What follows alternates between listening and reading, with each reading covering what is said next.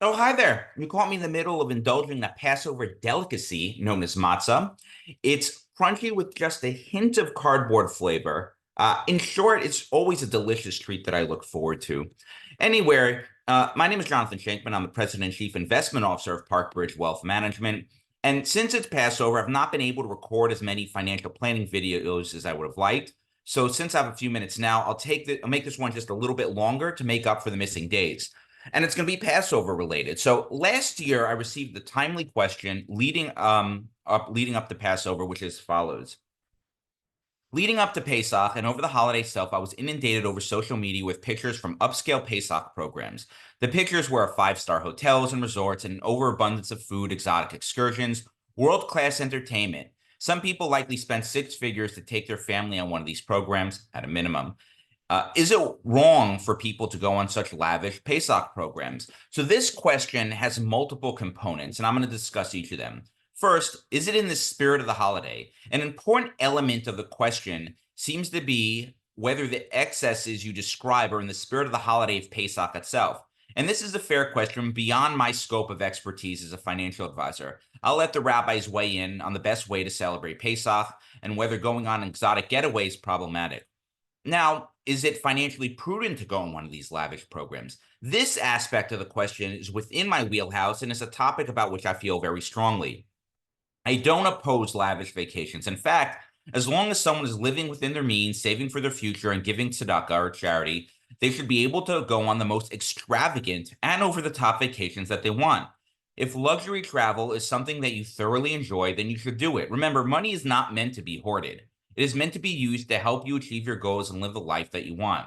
On the other side of the coin, borrowing money to go on one of these programs is imprudent and may be financially devastating. One must either pay for the program in full, find a generous family member like your parents or in-laws that is willing to foot the bill, or stay home. Using credit card debt, a cash out refinance, a home equity line of credit, or other forms of borrowing in order to go on vacation should never, ever happen. A third aspect of your question is differentiating between paid influencers and everyone else. Some of the attendees who share the most about their Pesach programs are influencers. Those who may not be familiar with the term, an influencer is a person with the ability to influence potential buyers of a product or services by promoting or recommending the item on social media. Influencers are marketers, and they're just doing their job. In lieu of traditional salary, some influencers are compensated by being able to bring their family along to a fancy Pesach program.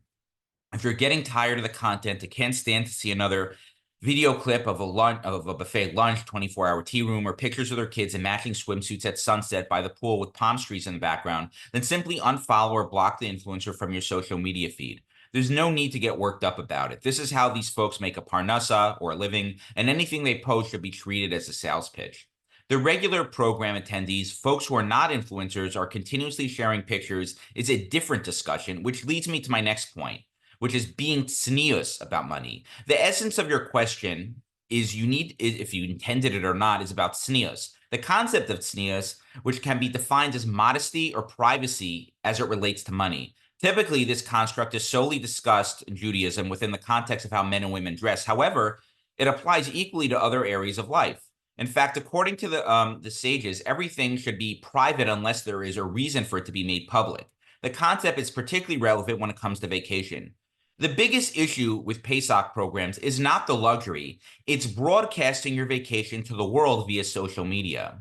For many people, half the fun of going away is letting everyone know that they went away. This may sound innocent enough, but this lack of tznius exasperates the already prevalent issue in the Orthodox community of trying to keep up with the Goldsteins. Aside from causing general unhappiness, this may also unintentionally pressure people to overextend themselves financially.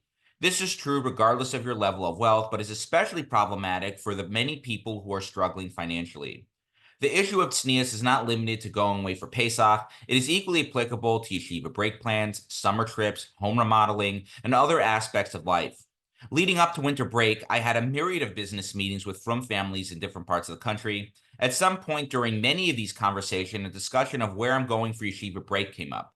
This need and desire to share our vacation plans with the world is far from ideal. Though it is not solely responsible, social media, for all its merits, is one of the primary drivers of this brazenness. People work hard to be able to go away on holiday. They have every right to be able to enjoy to the fullest. At the same time, a helpful perspective is to remember that everything we have comes from Hashem. We're simply stewards of the money he has given us. It's incumbent upon us to behave in a manner that is appropriate and dignified for a God-fearing Jew, and hopefully the lesson of tznius can extend past the way we dress and influence how we conduct all aspects of our lives, including how we vacation. And with that, I hope you found this practical planning tip helpful. Until next time, stay prudent, practical, and don't forget to plan ahead.